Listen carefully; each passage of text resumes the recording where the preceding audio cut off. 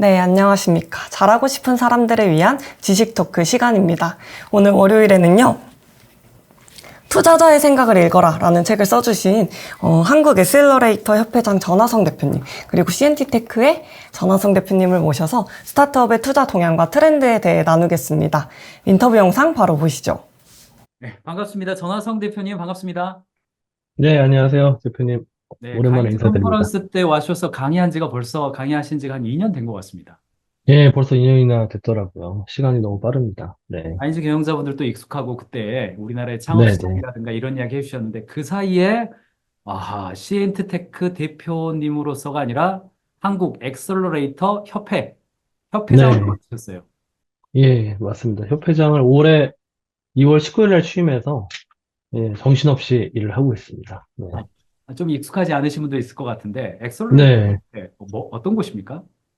그러니까 우리나라에서 이 엑셀러레이터가 법제화된 거는 2017년 말입니다. 한 11월 정도가 법제화가 됐는데, 그 엑셀러레이터의 정의부터 말씀드리자면은 이게 뭐 벤처 캐피탈과 같은 투자자인데 굉장히 이제 스타트업 기업이 어릴 때 뭐 3년 차 이내에 소액을 투자한다라고만 많이 알고 계시더라고요. 근데 스타트업이 사실 시작할 때 투자 받는 거는 사실 어렵잖아요. 왜냐면은 굉장히 리스크한 상태에서 투자를 받는 거니까. 근데 그럼에도 불구하고 사회적 가치를 가지고 투자를 하는 그런 투자하는 회사들이자 또 보육을 같이 담당을 합니다. 왜냐면은 이렇게 보시면 돼요. 뭐 대학생들이야 어느 정도 이렇게 예를 들어서 뭐 자본을 주면은 스스로 이거 가지고 학원도 다니고 뭐 저기 취직할 준비도 할 수 있는데 저희는 대학생들한테 투자하는 게 아니라 예를 들어서 한 2살 애기, 3살 애기. 그러니까 돈을 애기한테 준다고 아이가 성장하는 건 아니잖아요. 그래서 보육이라는 개념이 필요하거든요. 그래서 스타트업들을 이제 보육하고 또 성장시키고 또 필요에 따라서 뭐 필요한 시장과 수요 연계도 해주고 심지어 기술 지원도 해주고 사람도 뽑아주고 뭐 이런 여러 가지 이 역할을 하는 그 형태의 이제 투자와 보육을 겸하는 그런 회사들을 엑셀러레이터라고 하는데 우리나라 엑셀러레이터 개념이 처음 들어온 거는 2013년 그때부터 엑셀러레이터는 있었습니다. 저희도 당시 선도벤처형 엑셀러레이터라고 불리웠거든요. 그래서 이제 근데 지금은 법제화가 되고 지금 저희 협회가 이번에 그 초기 투자 기관 협회랑 또을 이제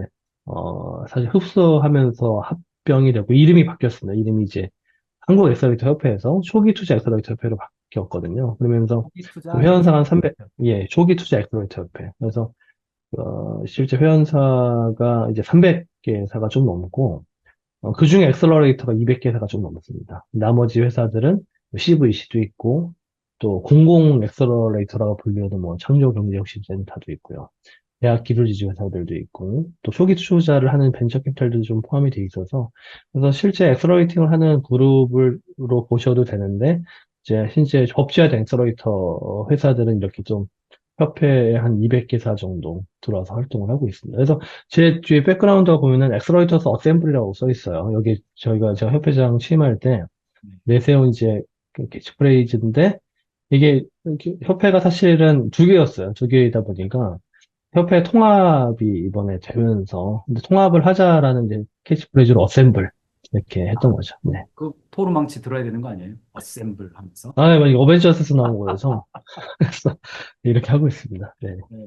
그러니까 엑셀러레이터뿐 아니라 이제 기업형 네. 캐피탈, 공공형의 네네. 그다음에 벤처, 그리고 이제 일반 뭐 엔젤까지 가지고 통합 네. 어셈블이 일어났네요. 네. 이제 네. 많은 분들은 아마 우리나라에서 이제 투자의 활성화의 시기, 이제 저금리의 음. 시기라든가 배민과 네. 야놀자의 시기를 조금 네네. 투자 음. 암흑기다 뭐 이런 이야기들도 나오는데 그럼에도 불구하고 아마 이런 시도들은 많이 있고 통합도 되고 그런 것 같습니다. 요즘 트렌드나 네. 분위기는 좀 어떻습니까? 근데 그 사실 말씀하신 것처럼 뭐 유니콘들이 우리나라에 이제 한참 등장했었던 시기가 있어요. 그때 저금리였었고 또 투자가 투자를 부르는 시기였었습니다. 그때는 잘 되는 기업들은 6개월 단위로 밸류가 올라가서 투자를 받았었어요. 그러니까 근데 회수하기도 쉬웠죠. 근데 지금은 아마 2년 전 이 시기 때부터 약간 조짐이, 그때도 코로나였었지만은, 돈이 너무 많이 풀렸다. 그리고 또 사람들이 움직이지 않으니까 보복 소비도 겹치고 하다 보니 그 물가가 올라간 것을 이제 원래 또 원자재 가격을 컨트롤해서 잡아야 되는데 전쟁들이 일어나니까 또 그게 안 되니까 계속 미국 중심으로 금리를 높이다 보니 금리가 높아지면은 사실 주식시장에서 성장주들이 바닥을 치니까 그러면 시리즈 B 투자 이유는 영향을 미칩니다. 근데 그게 도미노 현상이 돼가지고 이게 투자 혹한기라고 불리우는 시기가 한 2년 전부터 시작해서 지금까지 생각보다 길어지고 있습니다. 저도 많이 받는 질문이 이 투자 혹한기가 언제 끝날 것이냐라고 하면은 올해는 끝나지 않을 것 같다라고 이야기를 하고 있고 내년도 가봐야지 알겠다라는 이야기를 지금 하고 있죠. 버텨야 되네요. 네, 버텨야 돼서 지금 뭐 사실 저희도 투자하고 나서 보유하는 방식이 좀 바뀌었습니다. 그러니까 최대한 그 원가를 줄이면서 BEP 시점을 좀 당기고 사실 BEP 시점을 늦추는 만큼 성장률은 높긴 해요. 기업 자체 성장률은 높은데 성장률을 좀 약간 완화시키더라도 좀 안정적인 경영으로 보유 방식을 바꾸고 있습니다. 네. 스타트업뿐 아니라 제가 만나고 있는 기존 전통 기업이지만 언더백 기업들에게도 최근에 예, 이 빨리 끝날 것 같지는 않으니 비용을 네, 보수적으로 판단하셔라. 현금을 음, 보유하는 것을 좀 고려하셔라. 이런 얘기 드립니다만 흐름은 비슷합니다.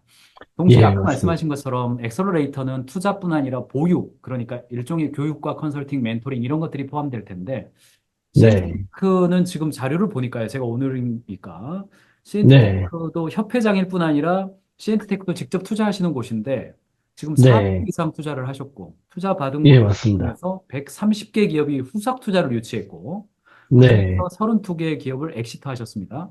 네, 그리고 네, 4년 연속 투자 건수 1위를 하셨어요. 이게 네, 협회장으로서뿐 아니라 시엔트테크의 투자자로서도 굉장히 성공적으로 하시는데 이제 그 노하우가 궁금하단 말이죠. 어떤 아, 기업들이, 예, 네. 어떤 초기 음. 창업 기업들이 좀 될성 부른 떡잎이다. 이렇게 좀 보십니까? 예. 사실 저희도 이게, 일단 뭐 좋은 기업들을 찾는 그 능력이 필요하잖아요. 그걸 이제 딜소싱 능력이라고 이야기를 하는데, 저는 이제, 보통 벤처 캐피탈이 투자할 때는 딜소싱 자체가 네트워킹이 되게 중요합니다. 네트워크 기반의 딜소싱. 보통 나가서 좋은 딜을 찾는다라고 해서 아웃바운드 딜소싱이라고 이야기하는데, 엑셀러이터는 기본적으로 전 사회적 가치가 크고, 제가 엑셀러이터를 표현할 때 키스톤이라는 표현을 되게 많이 쓰거든요. 그러니까 이 스타트업 생태계에는 스타트업들도 지속적인 성장과 또 정복자로서의 그 약간 방향성이 있잖아요. 그러니까 도미네이터스라고 이야기하고, 또 스타트업과 오픈 이노베이션을 통해 협력하려고 하는 대기업들도 궁극적인 오픈 이노베이션 목표도 기업의 성장이니까 도미네이터스로 가야 되고, 벤처 캐피탈도 가장 중요한 그 KPI가 AUM 이런 개념들이 있잖아요. 투자 규모를 계속 확장해야 되고 수익률을 더 늘려야 되고, 근데 엑스플로이터들은 도미네이터스 포지션을 하면 안 됩니다. 왜냐면 기본적으로 사회적 가치가 크기 때문에 이 키스톤 중재자 역할을 해야 되는 거죠. 그렇기 때문에 무조건 AUM을 늘려서도 안 되고 자기가 중재 또 컨트롤 가능한 영역 내에서 그들의 어떤 그 서로의 시너지를 만들어내는 그런 컨트롤러 또 도우미 이런 역할들이 상당히 중요하거든요. 그래서 저희도 지금 그 나가서 딜을 찾는 게 아니라 들어오는 딜, 인바운드 딜 소싱에만 집중을 하고 있습니다. 그래서 저희가 딜 발굴을 잘 해서 이제 투자 성과가 좋았다라기보다는 저희가 들어오는 투자문의, 보유문의에 대해서 100% 피드백을 하거든요. 이 중에 저희가 선발하고, 이분들을 또 투자하고, 보육하고, 또 저희가 팁스도 제가 5월 달에만 18개 발표했어요. 그래서 최대한 팁스 매칭을 시키고, 그렇게 하면서 저희가 성과들을 만들어내는 건데, 저희가 이제 외부에다가도 엑셀러이터로서 성과가 너무 좋아요라고 얘기하는 것 자체가 어찌 보면은 이율배반적인 일일 수 있습니다. 사회적 가치가 높고 키스톤 역할을 하고 있는데, 네. 우리 성과가 좋아요라고 얘기하기도 되게 어려워서. 근데 하다 보니까 성실하게 하면은 성과는 나올 수 있는 업이다라고 생각을 하고 있습니다. 네. 기왕의 말씀이 나왔으니까 지금 팁스도 하고 계시고 인바운드를 지금 하고 계시니까 뒤집어 보면 이제 창업 한 3년, 뭐 길게 보면 7년까지도 보시는 거죠. 네네, 네. 맞습니다. 이제 엑셀러레이터나 혹은 뭐 CNT테크나 어쨌든 좀 투자를 받고 싶다. 이 시기에. 그럼 어떻게 좀 네. 적극적으로 누군가는 문을 두드려야 대표님 입장에서 예, 인바운드가 될 테니까 어떻게 하면 됩니까? 네. 저희는 이제 인바운드 프로세스를 처음에는 이게 저희 회사의 그 어떤 게시판 형태로 이렇게 입력을 시켰었는데, 이게 보니까 좀 약간 그, 좀 기계적이고, 뭔가 감성이 전혀 없어 보이고 해서 그냥 이메일로 바꿨습니다. 이메일로 바꾼 지가 한 4년 전인데, ir@cntt.co.kr로 바꾸고, 오는 이메일은 제가 100% 대응을 하고 있어요. 대응을 하고 있어서, 대표님들이 이제 처음에 이메일 보내면은 극초기는 저희가 이런 것들을 좀 보강해서 오셔야 됩니다라고 피드백을 해주는데 그랬을 때 지속적으로 이제 뭐 MVP가 이제 끝났습니다. MVP 할 때 이런 성과가 있었는데 조언을 주시겠습니까? 이런 형태의 메일을 지속적으로 보내시는 분들은 언젠간 투자를 하더라고요. 아하. 그러니까 결론적으로는 소통을 할 때 그 옛날에 콜드메일, 뭐 콜드콜 누가 피드백을 하겠어라는 선입견들이 다 있거든요. 근데 지금은 엑셀러이터들은 뭐 콜드메일, 콜드콜이라고 저는 못 부르게 하고 있습니다. 왜냐면 그거는 우리가 해야 되는 일이고 우리한테 이게 좀 당연히 그런 문의가 들어오면은 100%가 아니어도 8, 90%는 대응을 하면서 우리를 찾는 그 스타트업들과 계속 호흡해야 된다라고 하고 있죠. 네. 엑셀러레이터의 스타트업 정신이네요. 예, 맞습니다. 네. ir-cntech.com. 네, 지금 시청하고 그러니까 계신 ir cntt, t가 두 개입니다. ir CNT, cntt.co.kr, ir-cntt.co.kr .co.kr. 네. 이쪽으로 한번 문을 두드리시면 8, 90%는 네네. 피드백을 받을 수 있다. 그리고 그 피드백이 예. 서로 연결되고 도망가지만 않는다면 어쨌든 네. 될 가능성이 높다. 네, 맞습니다. 좋습니다. 저는 뭐 이게 스타트업 정신인 것 같은 생각도 들고요. 네. 최근에 그냥 하다 그냥 책을 출간하셨습니다. 아, 예. 왜냐면 제가 책을 출간한 이유가 그 IR하는 방법들을 이제 기술적으로 가르치는데 기술적으로만 가르치는 게 아니라 어떤 깊은 이해, 뭐 투자자는 이렇게 사고하니까 이렇게 발표를 하셔야 된다. 이게 필요하겠다는 생각을 했었어요. 그러니까 뭐 처음에 문지정의 말씀하시고 솔루션 말씀하시고 기술 설명하시고 이렇게 설명하는데 왜 이렇게 해야 돼요라는 것들을 좀 깊이 설명을 해야 되겠다는 생각이 들었는데 이게 그냥 그 만날 때마다 다 1대1로 설명을 할 수도 없고 말로 설명해도 이게 전달이 안 돼서 그래서 책을 썼어요. 그래서 이 책의 내용이 뭐냐면은 투자자들의 사고 패턴을 알려줍니다. 사고 패턴을 알려주고 이 사고 패턴 때문에 이렇게 발표하는 게 효과적이고 그리고 또 투자자들이 이제 사실 좋아하는 키워드들을 어떻게 정의하는지 그러니까 또 투자자들을 만나면 보통 밸류에이션 협상하잖아요. 뭐 우리 회사 가치가 더 큰데 왜 이러세요? 근데 그럴 때 해서는 안 되는 말들, 해야 되는 말들 이런 것들을 나오는 말. 이게 네, 이걸 다 말로를 할 수가 없으니까, 이거 진짜 그냥 정리한 거를 제가 그동안 굉장히 오랫동안 좀 메모 정리한 것들을 그냥 집대성해서 책으로 냈거든요. 그래서 일단은 이게 투자 받으실 분들이 읽으시면은, 어제 저희도 이게 450개 정도 투자한 경험치, 그리고 또 저만의 생각이면 위험할 것 같아서 미국에서 20년 이상 투자한 분 한 세 분 정도를 제가 따로 인터뷰를 했어요. 그러면서 이제 제 생각을 한번 검증하고 정리를 한 책이라, 어느 때보다도 좀 이렇게 제가 길게 공지를 쓰긴 했습니다. 네. 그러니까 이제 좋은 책이 뭐냐면 어느 한 분야에 직접적으로 그 경험을 했던 사람들이 정말 한 네. 잔소리로 한 5만 8천 번 하는 이야기를 모아서 출간을 하면 그게 좋은 책이 나오더라고요. 아, 그렇군요. 저도 좀 예, 했는데 오늘 예, 배송된다면서 예, 예. 네, 감사합니다. 댓글에다가 좀 연결을 해놓겠습니다. 예, 어쨌든 예. 그래도 그런 이야기들을 제가 이제 목차들을 쭉 보면서 포커스를 보니까 사실 그런 이야기는 직접 그 일을 해보지 않고 실무에 없을 네, 거라면 결코 할 수 없는 이야기들이 담겨 있던데 그래도 네네. 궁금해하시는 분들이 있으니까 사실 뭐 전 대표님은 우리나라 스타트업 1세대다 이렇게 평가받으시는 분이고 직접 네, 사업을 성공시키고 그 네, 자기 사업의 실체가 있으면서 투자자로 변화하고 또 협회장이 되고 또 사회적 가치를 위해서 노력하고 계신데 처음에 어떻게 시작하셨고 어떤 흐름으로 여기까지 예, 간단하게 좀 부탁드리겠습니다. 예. 사실 CNT테크는 제가 2003년도에 엑셀러이터로 창업한 회사가 아니라 이제 푸드테크 플랫폼. CNT테크의 기술은 우리나라의 어떤 그 배달 주문 기술의 흐름을 저희가 기술적으로 거의 주도를 하긴 했습니다. 그러니까 저희가 처음에 뭐 1588 시리즈의 대표번호 주문을 만들었을 때도 매장 포스에 주문을 전송하는 개념들을 처음으로 만들어냈거든요.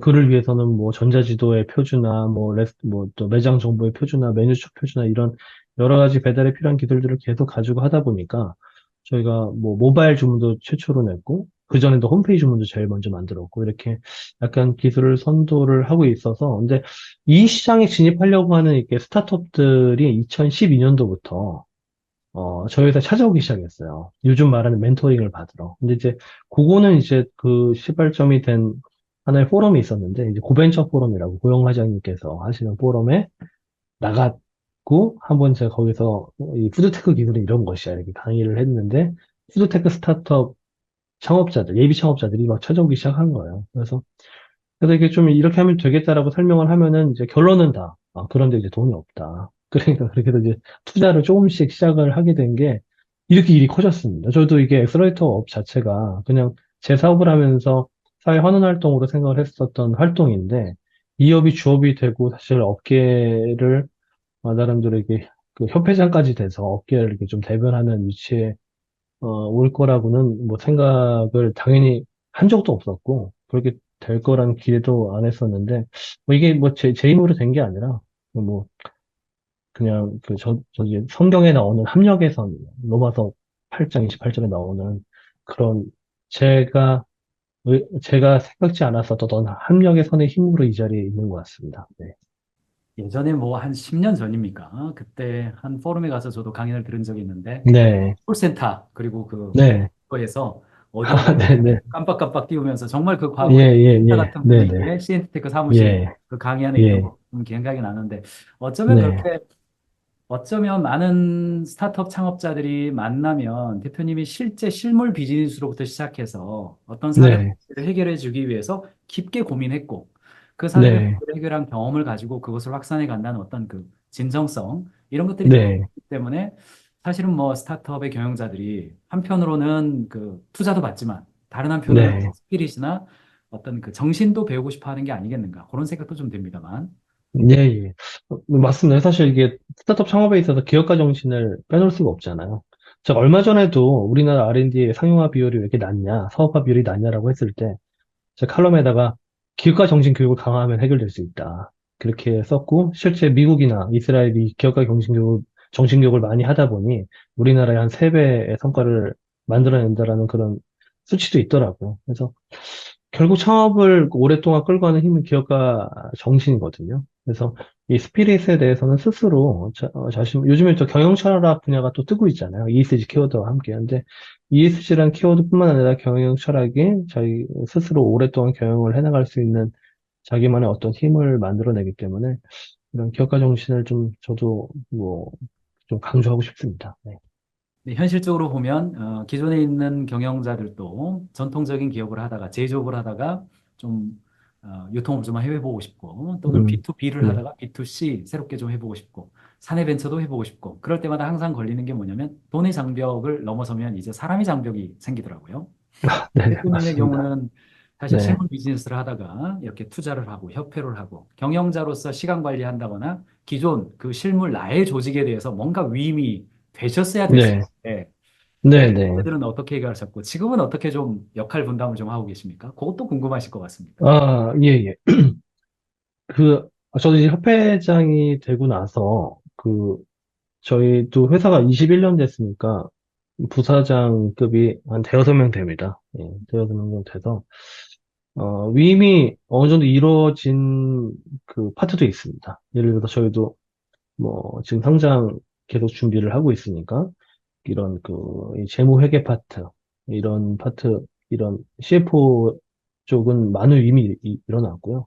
그리고 기존의 소프트웨어 개발을 제가 옛날에 CTO도 경험했었거든요, 회사에서. 근데 저희 소프트웨어 개발이나 유지보수나 R&D 쪽은 CTO가 거의 위임이 됐습니다. 근데 위임이 안 된 분야는 엑셀러이터 분야예요. 이거는 업 자체가 위임을 해서도 안 되고 그 업 정의가 성공 창업자의 노하우 전수형 보육 이런 게 들어가 있어요. 그러니까 이거는 업무 인계한다는 것 자체가 이제 이 역할을 소홀히 하겠다라고 해석할 수도 있어서, 근데 엑셀레이터 쪽은 마이크로 컨트롤 하고 있습니다. 지금도 14개 팀이 있는데, 물론 14개 팀에 뭐 저희 임원들도 있긴 하지만은, 그냥 스타트업 자체로 보게 되면 마이크로 컨트롤 해야 되거든요. 그래서 그렇게 약간 좀 다른 형태로 운영을 하고 있습니다. 네. 마침 얼마 전에도 제가 아침에 방송을 할 때 저한테 찾아오시는 경영자분들이 이게 자꾸 저한테 마이크로 매니지먼트라고 좀 비판을 하는데 이거 어디까지 네, 위험해야 됩니까? 물어보길래 아이고 네, 세상에 마이크로 매니지먼트가 어디 있습니까? 직권 남용이 어디 있습니까? 무한 책임인데요. 네, 그거 네, 너무 그거 그렇죠. 자체로 신경 네, 쓰지는 마세요. 다만 네, 공간은 만들어 주세요. 뭐 이렇게 말씀드렸습니다만 예, 아유, 저도 동의합니다. 지지가 네, 되는 말씀이었습니다. 예, 예, 예, 네. 어, 마지막으로 요 질문은 그래도 드려야 될 것 같습니다. 네, 창업 일서대로 시작하셨고 실물 비즈니스를 성공적으로 하시고 또 엑셀러레이터를 벤처 투자자로서 그리고 최초 벤처 투자로서 상장도 준비하고 계시고 네, 네, 내드리면서 이런 경험을 통해서요. 지금 함께하고 있는 경영자분들에게 제가 좀 말씀드리고 싶은 건 이겁니다. 좀 마지막으로 좀 몇 가지만 교훈 내지는 조언 뭐 예, 하나 예, 있다면요. 네. 그리고 저희 회사 홈페이지 보시면은, 진짜 저희 그 경영 철학 중에 하나인데, 상직인 이렇게 써 있거든요. 결국 사업은 사람이 하는 거다. 그러니까 제가 아까도 마이크로 매니지먼트 대표님도 설명을 하셨는데, 마이크로 매니지먼트도 사람을 중시하니까 나올 수밖에 없는 겁니다. 그러니까 뭐, 우리 회사가 성장을 했으니까, 저 본부 안에 있는 저 팀에, 저 팀원까지 뭐 내가 어떻게 뭐 굳이 신경을 써야 되겠어가 아니라, 그 사람을 중시하니까 마이크로 매니지먼트까지 된다라고 생각을 하거든요. 그래서 저도 지금 회사가 21년 됐고 개인적으로 24년 사업을 하면서 뭐 시간이 가면 갈수록 중시하는 거는 이런 이 사람, 이런 HR 영역이 굉장히 중요한 건데, 그냥 기본적인 마음 자체는 그냥 그 사람을 좀 중시하는 마음을 가지고, 회사도 경영하고, 또 협회도 마찬가지거든요. 협회사도 지금 300개 사면은 이게 다 이게 큰 회사들이 아니라 시작하는 좀 어려운 엑셀러레이터도 있다 보니까 그냥 그 관점에서 생각을 하는 것 자체도 이 상식인의 철학에서 나오는 것 같아요. 그래서 뭐, 저는 그렇게 하고 있는데, 혹시라도 이렇게 제가 생각하는 상직인의 어떤 키워드에 좀 공감하시면은, 하나 확신 드릴 수 있는 거는, 회사는 오래 갈 수 있다. 네, 네, 말씀드릴 수 있습니다. 네, 확실히 이제 경영을 오래 하신 분들의 공통점은 사람을 중심으로 네, 이끌라. 그리고 그 네, 자리에 네, 한 진정성을 가져라. 공통적으로 하시는 말씀인 것 같습니다. 자, 오늘 한국의 초기 투자 엑셀러레이터 협회, 그렇죠? 예, 맞습니다. 네, 엑셀러레이터 어셈블을 외친 네, 네, 전화성 대표님, 지금 400여 개 기사 이상에게 투자도 하시고 또 동시에 협회에 300개 이상의 투자자들과 함께 있고요. 우리나라의 그 벤처 시장들, 초기 스타트업들 시장이 활성화될 수 있도록 또 사회 혹은 정치적으로라도 또 이쪽이 활성화될 수 있도록 앞으로 계속해서 화이팅 해주실 것을 부탁드립니다. 오늘 출연해 주셔서 감사하고요. 앞으로 하시는 네, 일 축복합니다. 네, 대표님 감사합니다. 네, 오늘은 전하성 대표님과 함께 스타트업의 투자 동향과 그리고 투자자의 생각을 어떻게 하면 잘 읽을 수 있는지 몇 가지 간단한 팁들을 함께 인터뷰로 알아보았습니다. 내일도 지식 토크는 계속되니까요. 여러분 내일도 MBA 후에 지식 토크 많이 시청해 주시길 바랍니다. 지식 토크는 사랑입니다.